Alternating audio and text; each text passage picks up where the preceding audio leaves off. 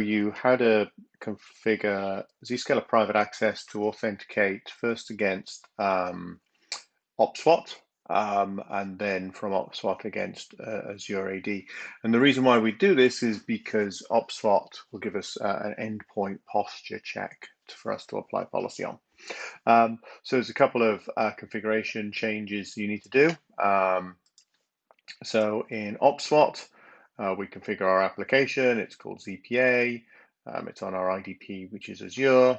I've got a login URL, which I've copied across from my previous Azure configuration, assertion consumer service URL, and everything there. In Zscaler Private Access, under my IDP configuration, I've got my OPSWAT configuration here. Basically, it's my single sign-on URL is OPSWAT. Everything else essentially remains the same. I've got to change the signing certificate as well to be OPSWAT. And then within Azure, I change the parameters that says my Reliant Party Trust, the ACS URL includes OPSWAT in there as well. So instead of logging into ZPA and ZPA authenticating against Azure AD and consuming back that way, it now goes log into ZPA, authenticate against Azure against OPSWAT.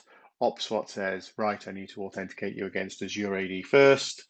Azure AD logon occurs. OPSWAT then consumes the SAML assertion from Azure AD.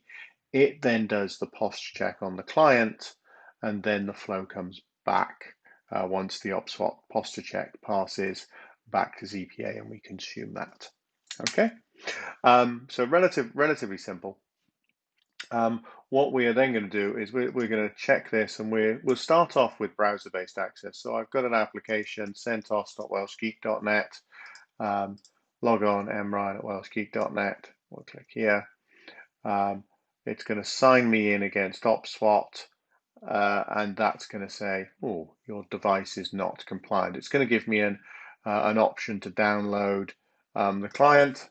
I already have the client downloaded here, so I shall go ahead and start that install. That install is going to take a little second to go ahead and install and ask me some parameters. And once it does install, it'll then go off and posture check. Whilst that's installing, I'll show you the same behavior with my client, the Zscaler client connector. I'll click login here. I'll select the beta cloud.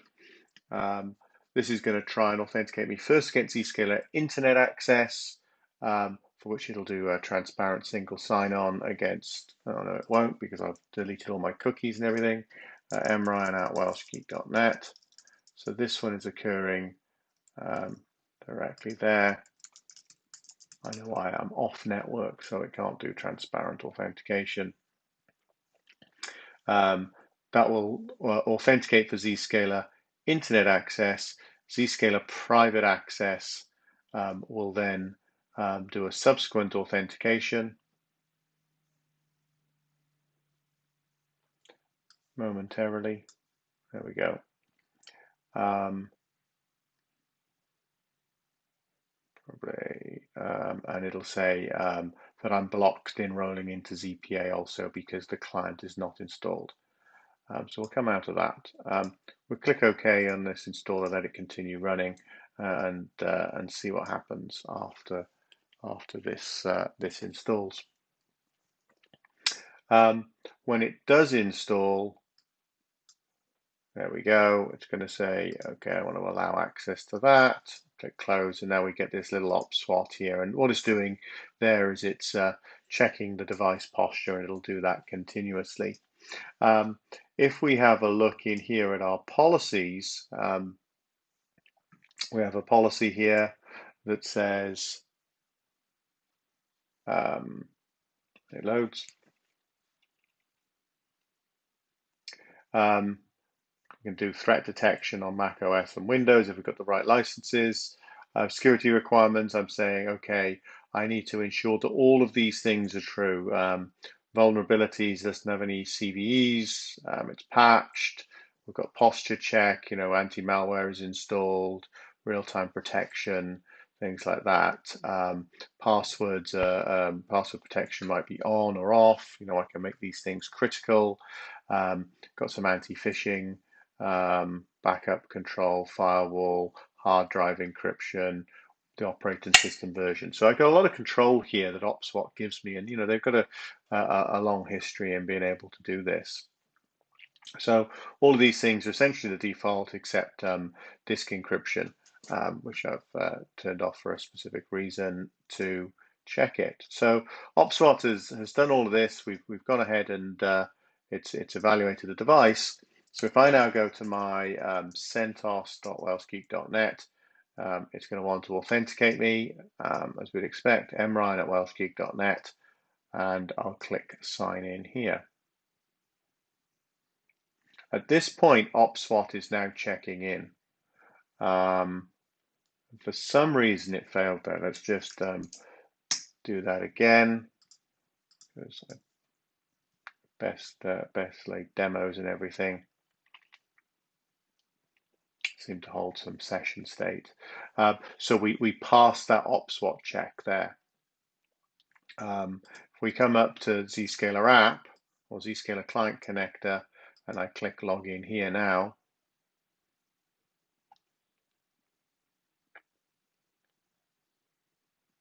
oh, I'm on the beta cloud. That's probably why things are a little slow for signing in today.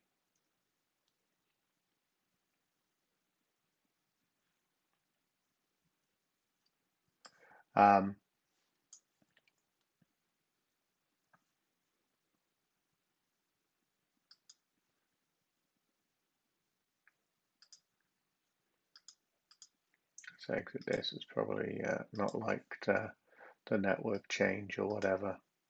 Okay.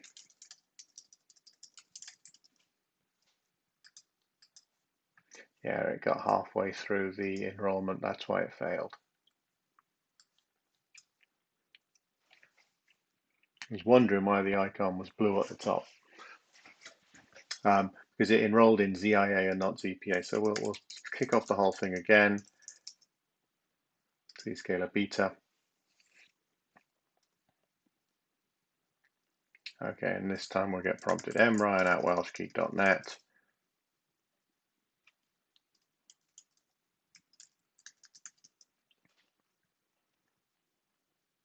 Okay, so it'll first off, again, enroll in Zscaler Internet Access.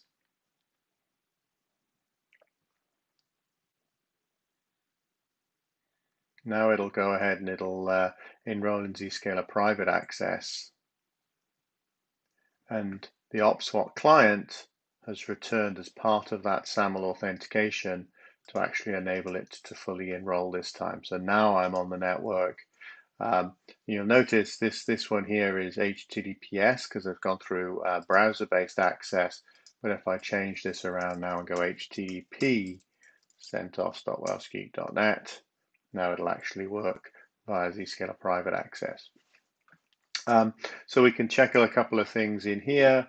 In the event log for MetaAccess, it'll say, okay, a user has logged in.